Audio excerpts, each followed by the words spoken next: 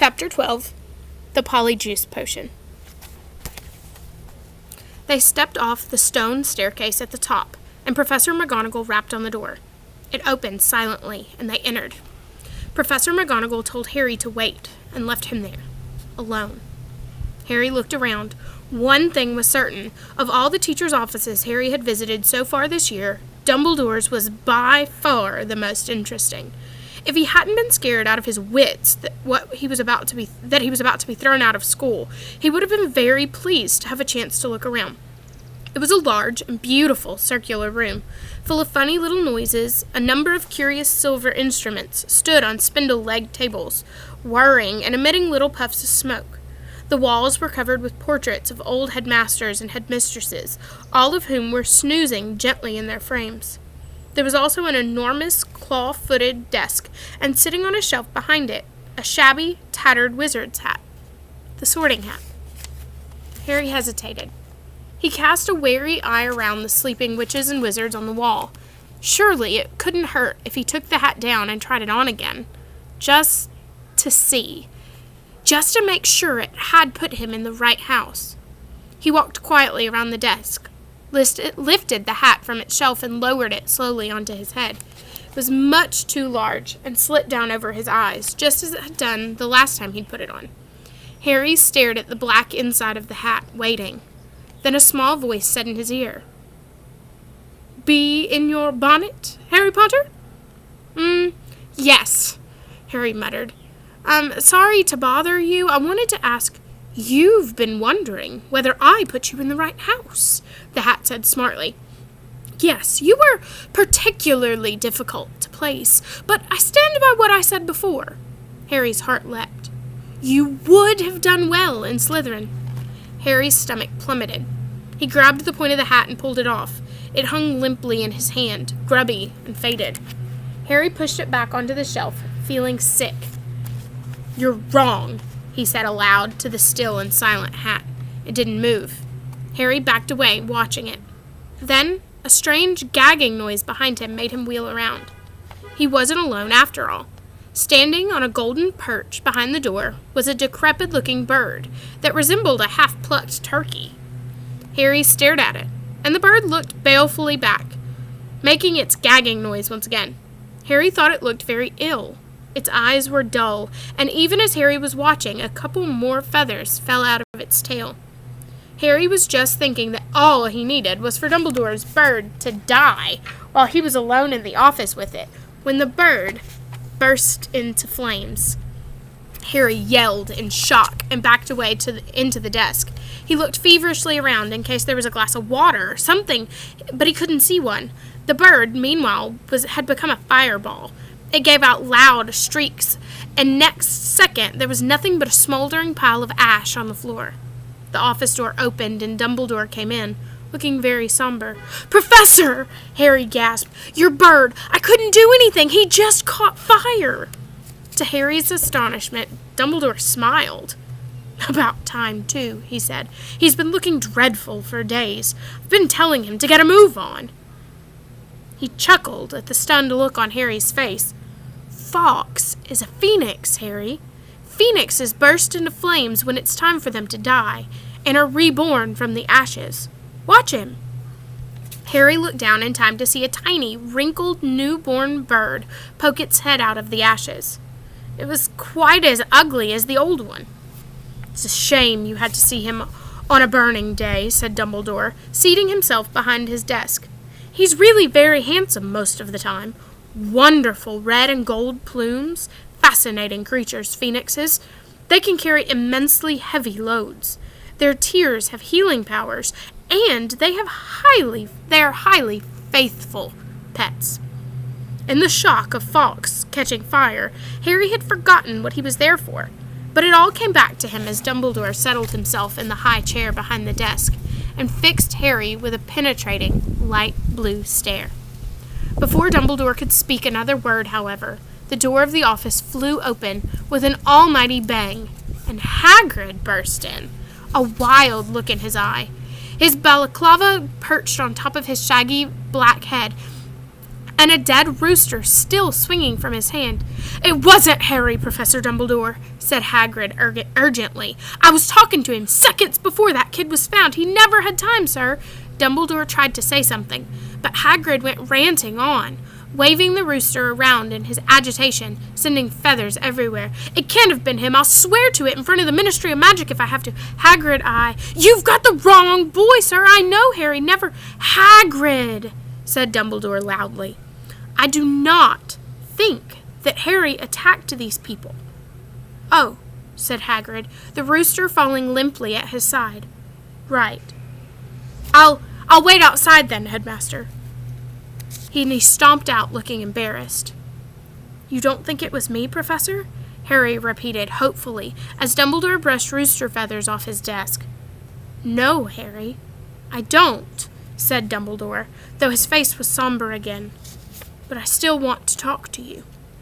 Harry waited nervously while Dumbledore considered him and with the tips of his long fingers together.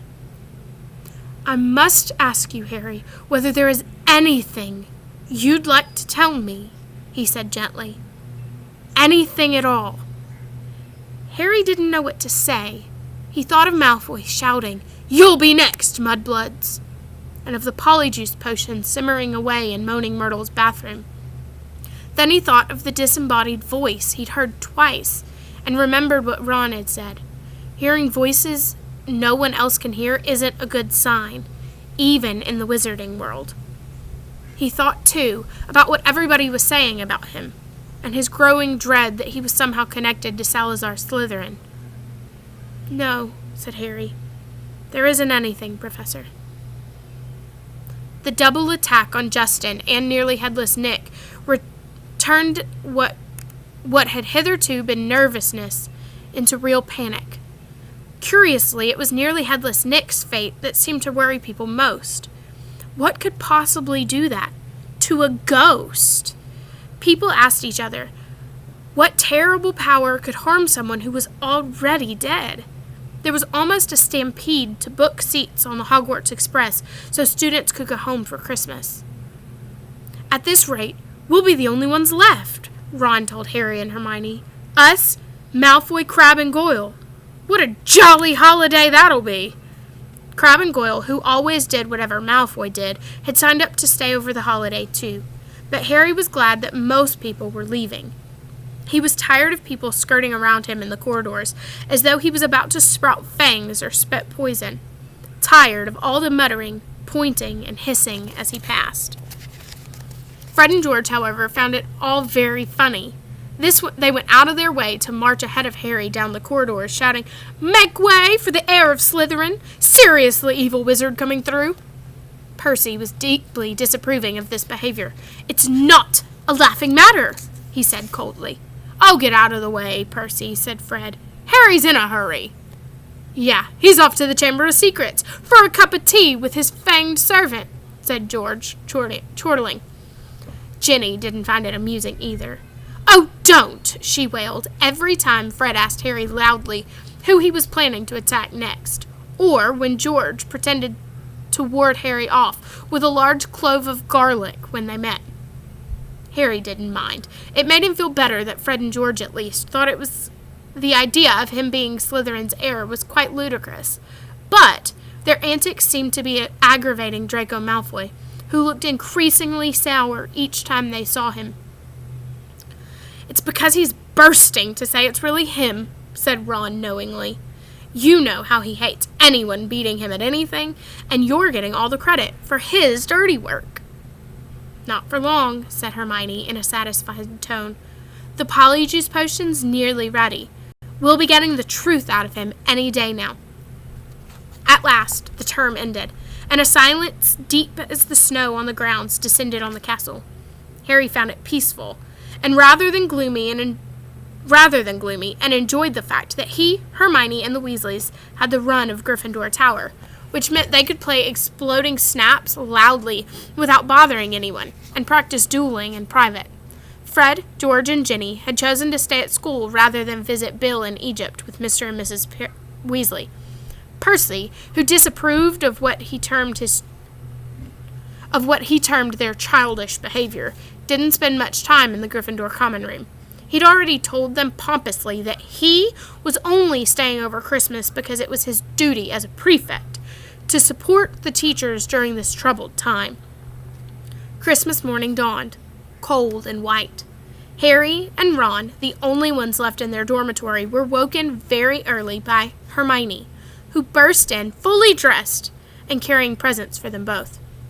"Wake up!" she said loudly, pulling back the curtains on the window. "Hermione, you're not supposed to be in here," said Ron, shielding his eyes against the light. "Merry Christmas to you, too," said Hermione, throwing his present. "I've been up for nearly an hour, adding more lace wings to the potion. It's ready." Harry sat up, suddenly wide awake. "Are you sure?" "Positive," said Hermione, shifting Scabbers the rat to so that she could sit down on the edge of Ron's four-poster. "If we're going to do it, I say we do it tonight." At that moment, Hedwig swooped into the room, carrying a very small package in her beak. "Hello," said Harry, happily, as she landed on his bed. "Are you speaking to me again?" She nipped at his ear in an affectionate sort of way, which was far better present than the one that she'd brought him, which turned out to be from the Dursleys. They had sent Harry a toothpick and a note telling him to find out whether he'd be able to stay at Hogwarts for the summer vacation, too. The rest of Harry's Christmas presents were far more satisfactory. Hagrid had sent him a large tin of treacle toffee, which Harry decided to soften by the fire before eating. Ron had given him a book called Flying with the Cannons, a book of interesting facts about his favorite Quidditch team, and Hermione had bought him a luxury eagle feather quill. Harry opened the last present to find a new hand-knitted sweater from Mrs. Weasley and a large plum cake. He read her card with a fresh surge of guilt, thinking about Mr. Weasley's car, which hadn't been seen since its crash with the Whomping Willow, and the bout of rule-breaking he and Ron were planning next. No one, not even someone dreading taking Polyjuice Potion later, could fail to enjoy Christmas dinner at Hogwarts. The Great Hall looked magnificent. Not only were there a dozen frost-covered Christmas trees and thick streamers of holly and mistletoe crisscrossing the ceiling, but enchanted snow was falling, warm and dry from the ceiling. Dumbledore led them in a few of his favorite carols. Hagrid boomed more and more loudly with every goblet of eggnog he consumed. Percy, who hadn't noticed that Fred had bewitched his prefect badge so that now it read Pinhead, kept asking them all what they were snickering at. Harry didn't care that Draco Malfoy was making loud, snide remarks about his new sweater from the Slytherin table. With a bit of luck, Malfoy would be getting his comeuppance in a few hours' time. Harry and Ron had barely finished their third helping of Christmas pudding when Hermione ushered them out of the hall to finalize their plans for the evening. "We still need a bit of the people we're changing into," said Hermione, matter-of-factly, as though she were sending them to the supermarket for laundry detergent. "And obviously, it's better if you can get something of Crabbe's and Goyle's. They're Malfoy's best friends. He'll tell them anything. And we also need to make sure that the real Crabbe and Goyle can't burst in on us while we're interrogating him." "Got it all worked out," she went on smoothly, ignoring Harry and Ron's stupefied faces. She held up 2 plum chocolate cakes. "They're filled with a simple sleeping draught. All you have to do is make sure Crabbe and Goyle find them. You know how greedy they are. They're bound to eat them. Once they're asleep, pull out a few of their hairs and hide them in a broom closet." Harry and Ron looked incredulously at each other. "Hermione, I don't think that could go seriously wrong." But Hermione had a steely glint in her eye, unlike the one Professor McGonagall sometimes had. Not unlike the one Professor McGonagall sometimes had. "The potion will be useless without Crabbe and Goyle's hair," she said sternly. "You do want to investigate Malfoy, don't you?" "Oh, all right," said Harry. "But what about you? Whose hair are you ripping out?" "I've already got mine," said Hermione brightly, pulling a tiny bottle out of her pocket and showing them the single hairs inside. "Remember Millicent Bulstrom wrestling with me in the dueling club? She left this on my robe when she was trying to strangle me. And she's gone home for Christmas, so I'll have to tell the Slytherin I've decided to come back. When Hermione had bustled off to check the Polyjuice Potion again, Ron turned to Harry with a doom-laden expression. Have you ever heard of a plan where so many things could go wrong? But to Harry and Ron's utter amazement, stage 1 of the operation went just as smoothly as Hermione had said. They lurked in the deserted entrance hall after Christmas tea, waiting for Crabbe and Goyle, who had remained alone in the Slytherin table, shoveling down a 4th helping of trifle. Harry had perched the chocolate cakes on the end of the banister. When they spotted Crabbe and Goyle coming out of the great hall, Harry and Ron hid quickly behind a suit of armor next to the front door. How thick can you get? Ron whispered ecstatically as Crabbe gleefully pointed out the cakes to Goyle and grabbed them. Grinning stupidly, they stuffed the cakes whole into their large mouths. For a moment, both of them chewed greedily, looks of triumph on their face. Then, without the smallest chance of change in expression, they both keeled over backwards onto the floor. By far the hardest part was hiding them in the closets across the hall. Once they were safely stowed among the buckets and mops, Harry yanked out a couple of the bristles that covered Goyle's forehead, and Ron pulled out several of Crabbe's hairs. They also stole their shoes, because their own were far too small for Crabbe and Goyle's feet size. Then, still stunned at what they'd just done, they sprinted up to Moaning Myrtle's bathroom. They could hardly see for the thick black smoke issuing from the stall in which Hermione was stirring the cauldron. Pulling their robes up over their faces, Harry and Ron knocked softly on the door. Hermione? They heard the scrape of the lock, and Hermione emerged, shiny-faced and looking anxious. Behind her, they heard the gloop-gloop of the bubbling, glutinous potion. 3 glass tumblers stood ready on the toilet seat. Did you get them? Hermione asked breathlessly. Harry showed her Goyle's hair. Good. And I sneaked these spare robes out of the laundry, Hermione said, holding up a small stack. You'll need bigger sizes once you're Crabbe and Goyle. The 3 of them stared into the cauldron. Close up, the potion looked like thick, dark mud, bubbling sluggishly. I'm sure I've done everything right, said Hermione nervously, rereading the splotched page of Moste Potente potions. It looks like the book says it should. Once we've drunk it, we'll have exactly an hour before we change back into ourselves. Now what? Ron whispered. We separate it into 3 glasses and add the hairs.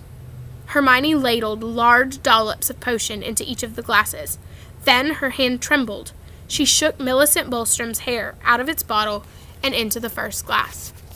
The potion hissed loudly, like a boiling kettle, and frothed madly. A second later, it had turned a sick sort of yellow color.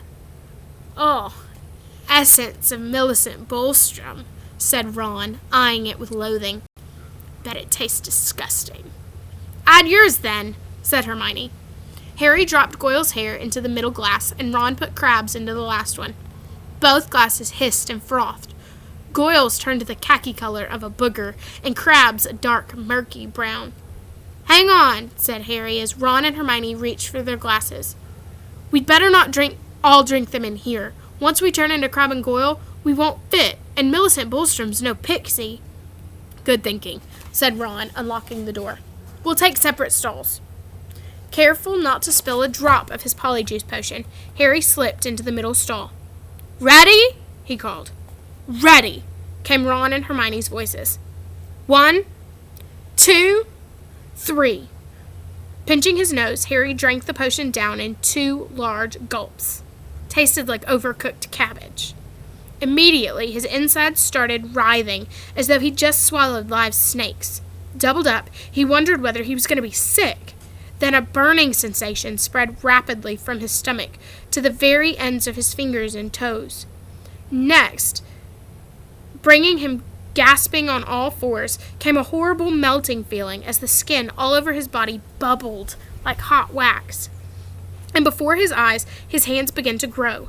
The fingers thickened, the nails broadened, the knuckles were bulging like bolts. His fingers stretched painfully. His shoulders stretched painfully, and prickled on his forehead told him that his hair was creeping down towards his eyebrows. His robes ripped as his chest expanded, like a barrel bursting its hoops. His feet were in agony in shoes 4 sizes too small. As suddenly as it had started, everything stopped. Harry lay face down on the stone-cold floor, listening to Myrtle's gurgling morosely in the end toilet. With difficulty, he kicked off his shoes and stood up. So this was what it felt like, being Goyle. His large hands trembled. He pulled off his old robes, which were hanging a foot above his ankles, pulled on the spare robes, and laced up Goyle's boat-like shoes. He reached up to brush his hair out of his eyes and met only the short growth of wiry bristles low on his forehead. Then he realized that his glasses were clouding his eyes because Goyle obviously didn't need them. He took them off and called, "You two okay?" Goyle's low rasp of a voice issued from his mouth. "Yeah," came the deep grunt of Crabbe from his right. Harry unlocked his door and stepped in front of the cracked mirror. Goyle stared back at him, out of dull, deep-set eyes. Harry scratched his ear. So did Goyle. Ron's door opened. They stared at each other.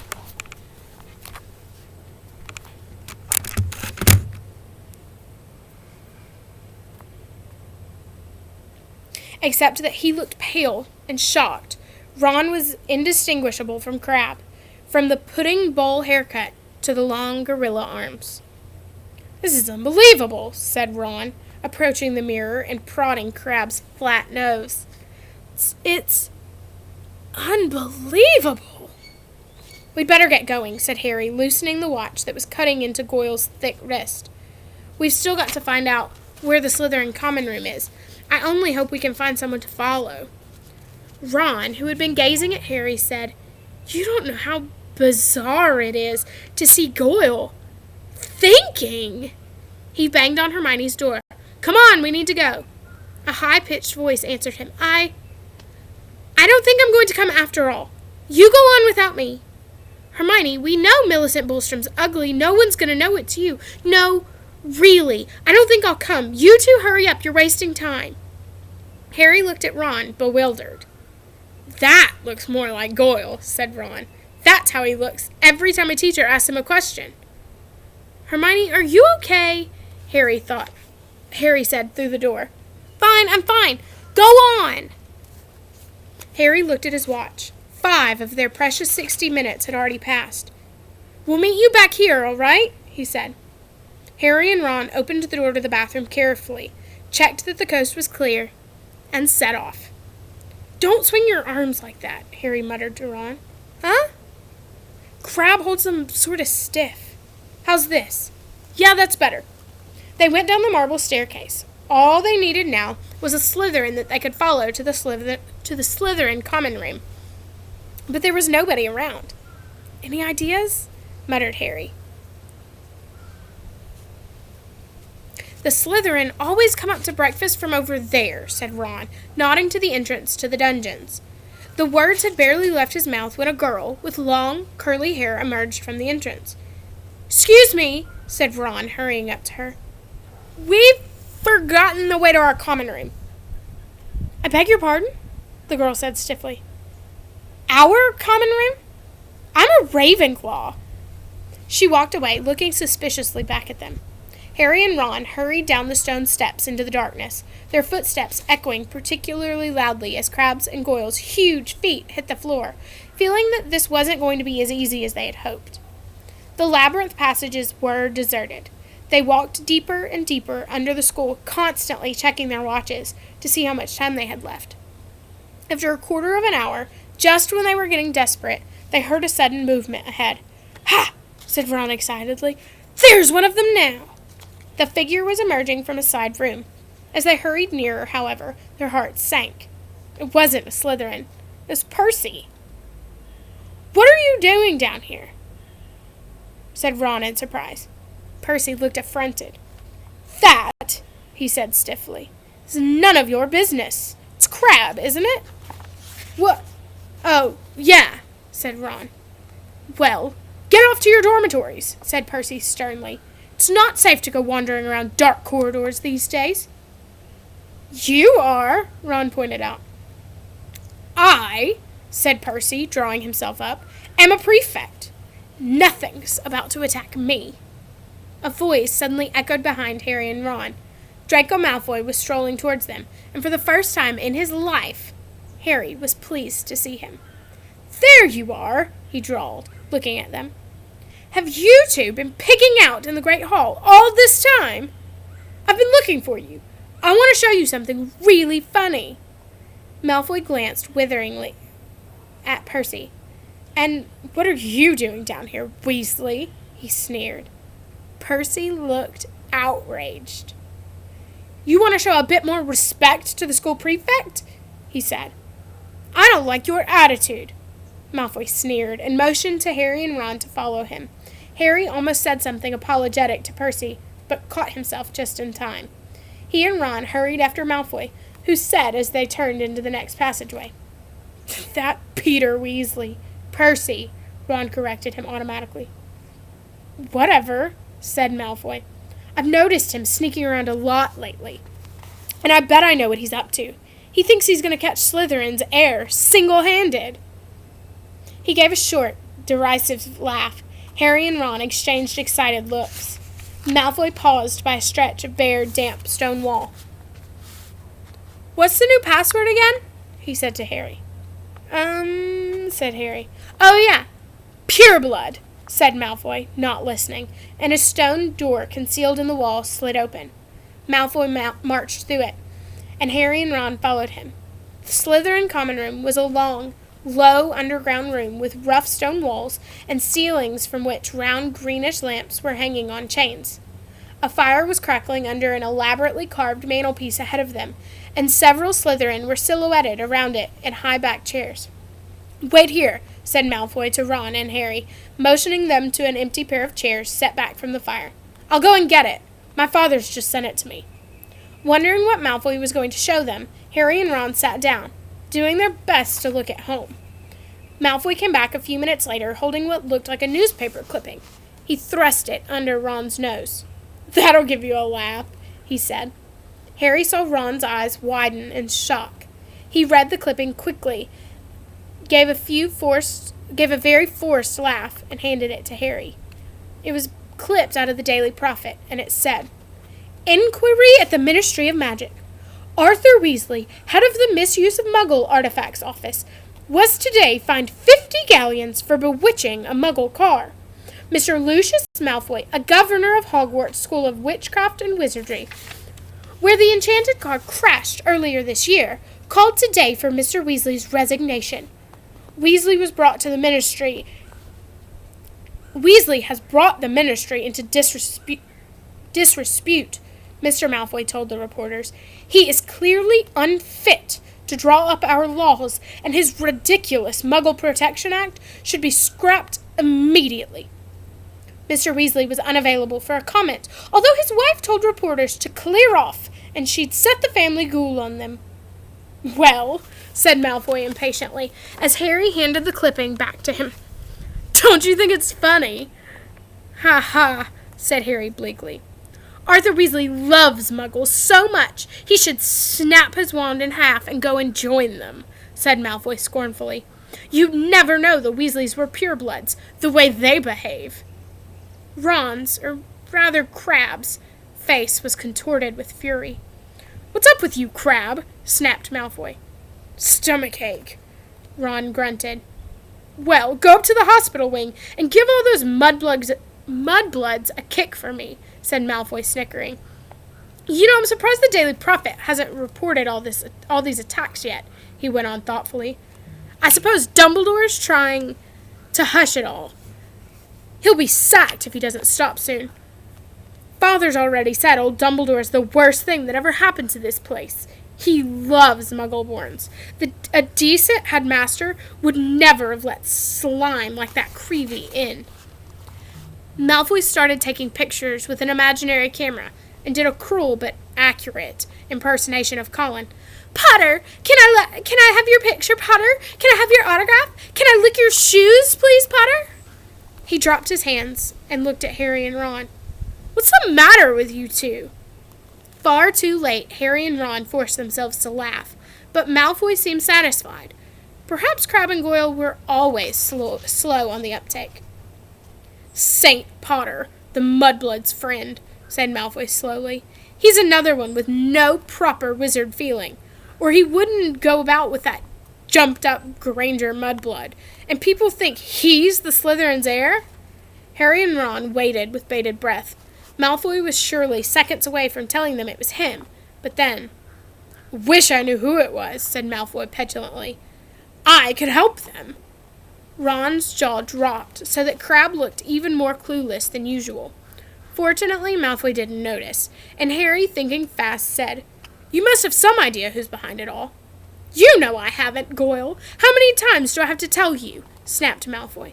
"And Father won't tell me anything about the last time the chamber was opened either.